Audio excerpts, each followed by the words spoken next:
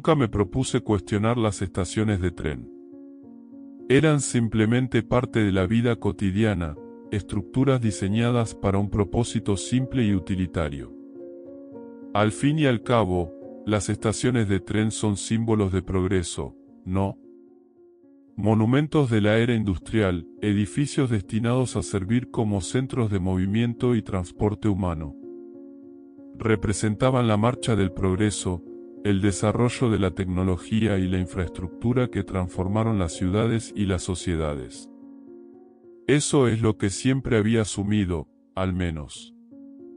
Nunca se me había ocurrido cuestionar la idea básica de qué eran estos edificios y por qué tenían ese aspecto. Simplemente estaban ahí, magníficos en su diseño, elevándose sobre los paisajes urbanos como símbolos de progreso, y los dábamos por sentados. Sin embargo, cuanto más profundizaba en la historia de los ferrocarriles y su infraestructura, más ciertas cosas empezaban a parecerme extrañas. Al principio, estas discrepancias eran menores. Unas cuantas inconsistencias aquí y allá. Pero al examinarlos más de cerca, empecé a notar detalles importantes que simplemente no tenían sentido. Y no se trataba de contradicciones menores, sino de rarezas sustanciales, inconsistencias flagrantes que me hicieron reflexionar un momento, ¿y si estas estaciones de tren no son exactamente lo que creemos? ¿Podrían ser algo más que simples centros de transporte funcionales? ¿Y si tuvieran un propósito completamente distinto, uno que la historia hubiera olvidado o eclipsado deliberadamente? Tomemos, por ejemplo, la famosa Gran Central Terminal de Nueva York, terminada en 1913. Es una de las estaciones de tren más emblemáticas del mundo, y su belleza es innegable. Pero observen con más atención el techo. Es un mural astronómico de 1114 metros cuadrados que muestra el cielo mediterráneo con 2500 estrellas representadas en pan de oro sobre un fondo verde azulado. El diseño es inverso al esperado. ¿Por qué una estación de tren, un centro de transporte común y corriente, luciría un mural celestial tan elaborado y grandioso? Parece casi más apropiado para una catedral o un palacio que para un lugar donde la gente simplemente espera trenes.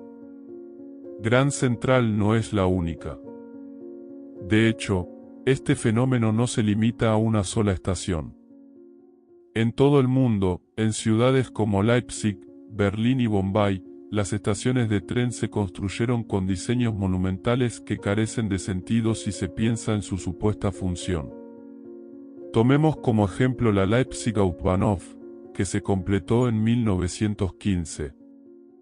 Es una de las estaciones terminales más grandes de Europa, con una superficie de 3,4 hectáreas bajo un solo techo. ¿Por qué una estación de tren tendría que ser tan enorme, tan imponente en escala? ¿Cuál era la verdadera razón detrás del vasto e imponente tamaño y la complejidad arquitectónica de estos edificios? No eran solo lugares para tomar trenes, eran casi templos de la industria, emblemas de algo más que el mero transporte público. No podía quitarme la sensación de que estas estaciones eran más que la narrativa oficial de logro industrial y orgullo nacional. Algo no cuadraba. A medida que continuaba explorando la historia de estas grandes estaciones de tren, no pude evitar notar un patrón que comenzaba a surgir, no solo en Estados Unidos, sino a nivel mundial. Entre 1850 y 1920, solo en Estados Unidos se construyeron más de 1000 estaciones de tren importantes. No se trataba de pequeños andenes improvisados ni de refugios temporales. Hablamos de estructuras monumentales y permanentes. Estaciones construidas con torres de reloj, imponentes salas de espera con techos de hasta 12 metros de altura, imponentes fachadas adornadas con intrincados elementos decorativos y avanzados sistemas de calefacción para dar cabida a amplios espacios interiores. Muchas de estas estaciones incluso incorporaron iluminación eléctrica desde el principio, en una época en la que la mayoría de los hogares aún dependían de lámparas de gas o de aceite. Y esto no se limitaba a las grandes ciudades. Incluso los pueblos más pequeños, aquellos con poblaciones de tan solo 5.000 habitantes, contaban con estaciones de tren que podían acoger cómodamente a miles de pasajeros a la vez. Y no eran solo edificios funcionales. Eran obras de arte. Tenían ventanas ornamentadas, ladrillos decorativos, techos de cobre, cimientos de granito y elaborados sistemas de ventilación. Para pueblos que no eran necesariamente centros metropolitanos prósperos, la idea de construir estaciones tan grandiosas y lujosas parecía excesiva, casi fuera de lugar. Sin embargo, eso fue exactamente lo que sucedió. La explicación oficial, por supuesto, es que era una época de rápida expansión y optimismo. La industria ferroviaria estaba en auge y las empresas competían entre sí para construir las estaciones más impresionantes.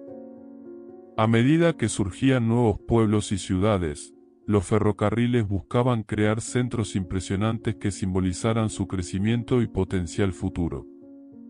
El argumento era que estos grandes edificios eran el resultado de la intensa competencia entre compañías ferroviarias, cada una ansiosa por superar a la otra en una carrera por impresionar al público. Sin embargo, esta explicación no lo explica todo. ¿Cómo es que tantas compañías ferroviarias independientes y competidoras lograron construir estaciones con diseños sorprendentemente similares, utilizando materiales y métodos de construcción comparables, a menudo con tan solo unos años de diferencia? Se trataba de empresas que operaban en un entorno altamente competitivo, por lo que resulta extraño que todas coincidieran en seguir el mismo plan. Sin embargo, al observar los detalles, estas estaciones comparten sorprendentes similitudes: torres de reloj de proporciones casi idénticas, amplias salas de espera con las mismas proporciones y características, idénticos tipos de ladrillo, distribución de ventanas similar e incluso los mismos ángulos de tejado.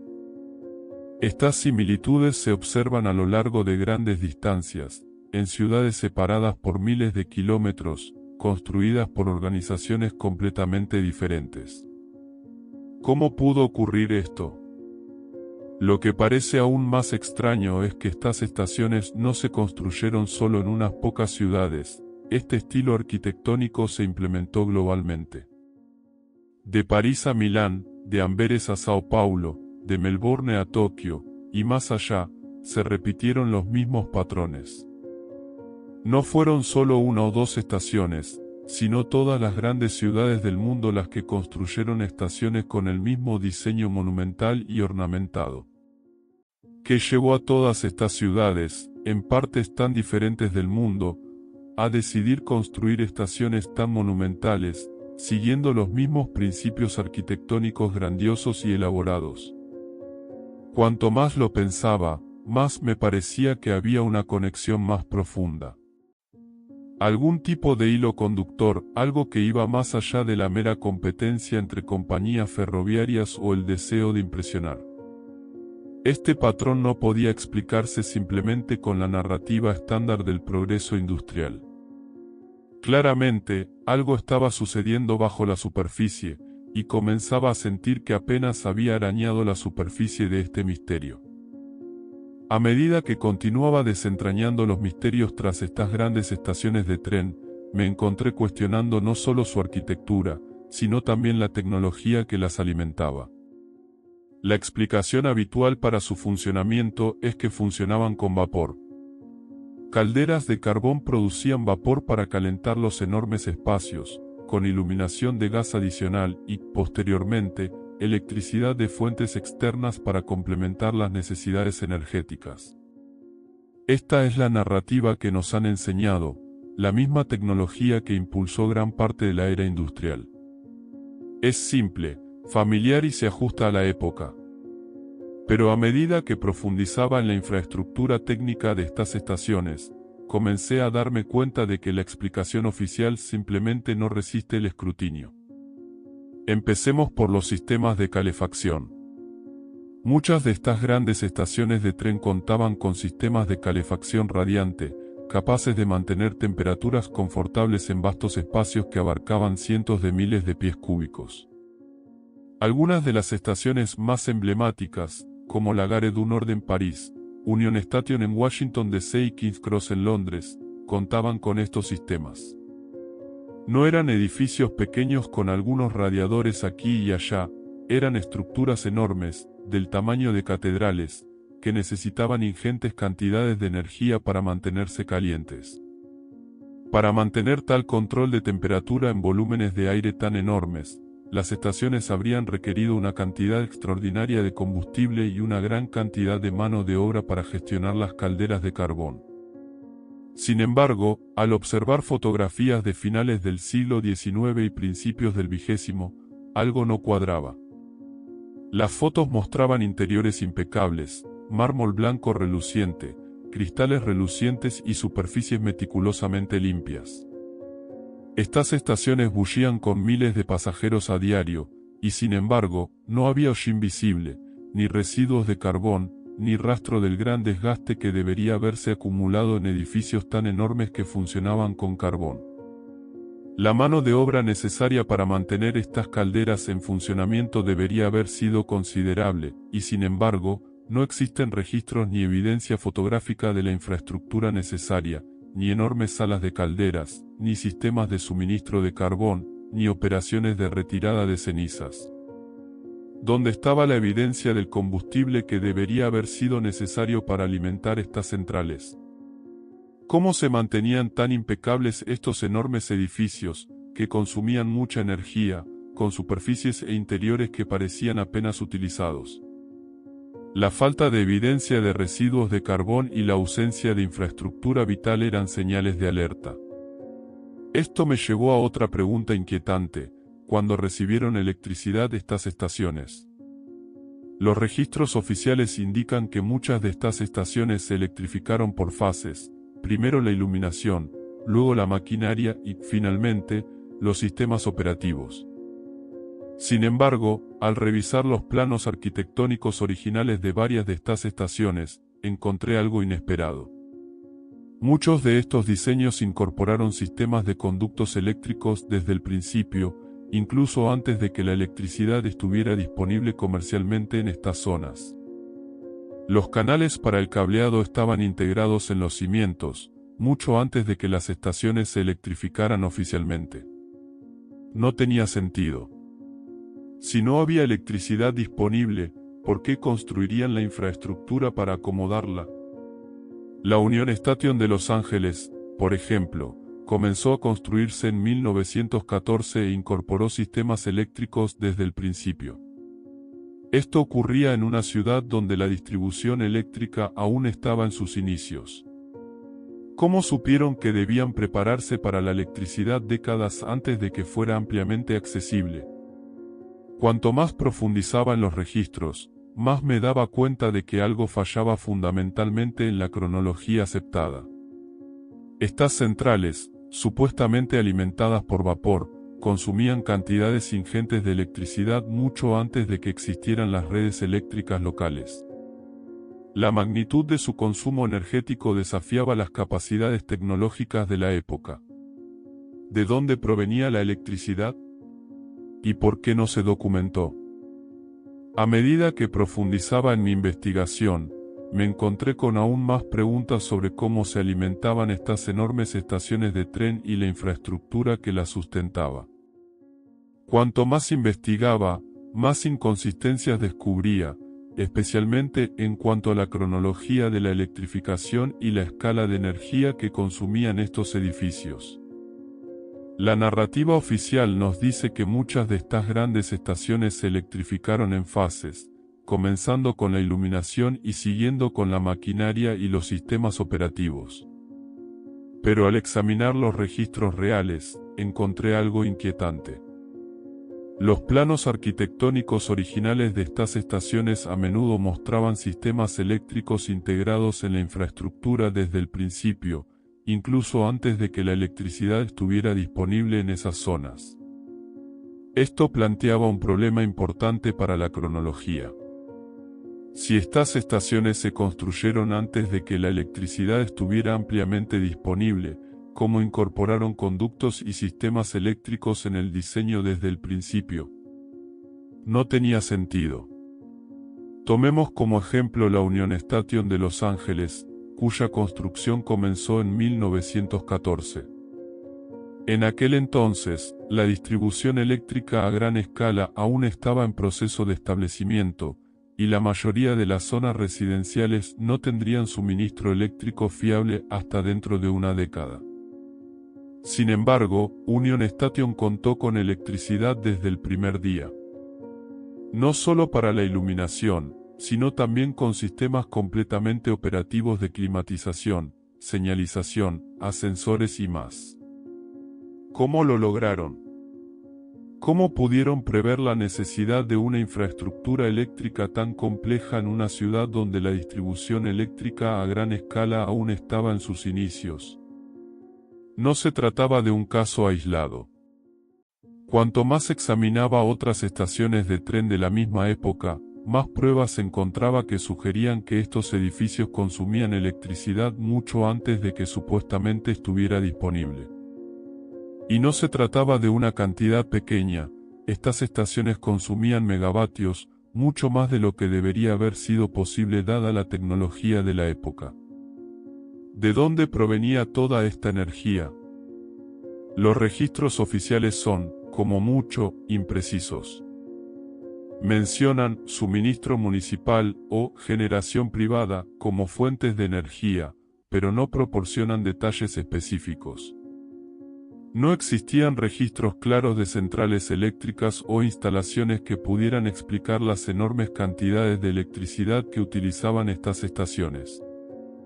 La falta de documentación sobre las fuentes de energía era tan desconcertante como frustrante. ¿Dónde estaban estas centrales eléctricas? ¿Por qué no había información detallada sobre la infraestructura que supuestamente suministraba la electricidad? Cada vez era más evidente que algo no cuadraba. Estas centrales consumían mucha más electricidad de la que debería haber sido posible dada la tecnología disponible, y la infraestructura para respaldar esta energía simplemente no existía en los registros oficiales.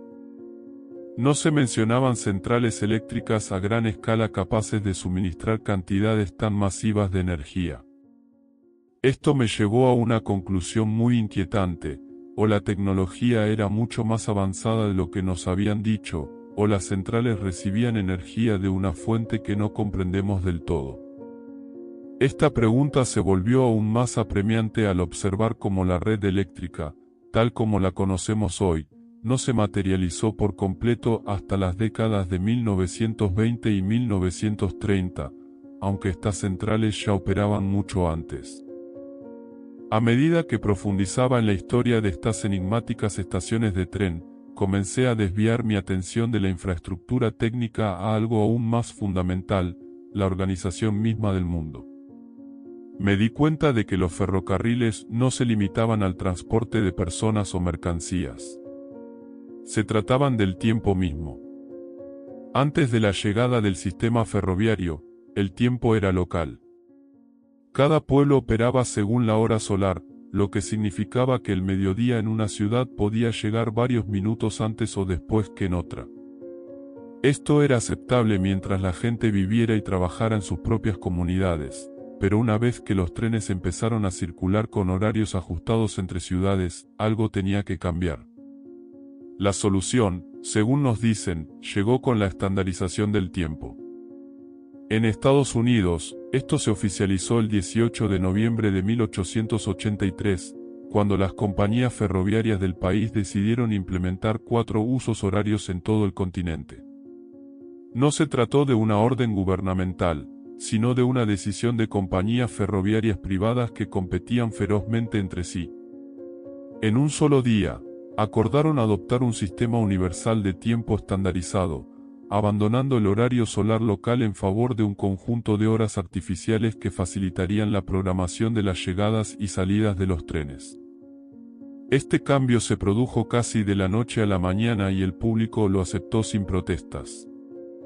Esta decisión de estandarizar el tiempo no fue solo una conveniencia logística para la industria ferroviaria. Supuso un cambio radical en la forma en que las personas experimentaban el paso del tiempo. Los horarios de trabajo, las horas laborales e incluso los ciclos de sueño se reorganizaron para alinearse con esta cuadrícula temporal artificial. No se trataba solo de conseguir que los trenes llegaran a tiempo, sino de estructurar todos los aspectos de la vida humana en torno a un sistema de tiempo uniforme. Lo verdaderamente notable es que esta transformación no fue gradual ni orgánica. No fue un cambio cultural que evolucionó a lo largo de siglos. Fue una decisión instantánea tomada por un puñado de corporaciones, y en 35 años se convirtió en ley. Para 1918, el Congreso la oficializó, pero durante más de 3 décadas, todo el país había vivido según el horario del ferrocarril. Lo más curioso es que esta no fue una decisión aislada. Ocurrió en todo el continente, con cada compañía ferroviaria alineando sus operaciones con el mismo estándar. No se trató de unas pocas compañías que hicieron el cambio, todas llegaron a la misma conclusión de forma independiente y simultánea. ¿Cómo sucedió esto? ¿Cómo se produjo un cambio tan profundo en la experiencia humana sin ningún tipo de imposición o regulación externa? Al reflexionar sobre esto, se me ocurrió que los ferrocarriles no eran solo sistemas de transporte. Eran el medio por el cual se impuso al mundo una nueva versión artificial del tiempo. Y al profundizar en la disposición física de las redes ferroviarias, emergió algo aún más sorprendente.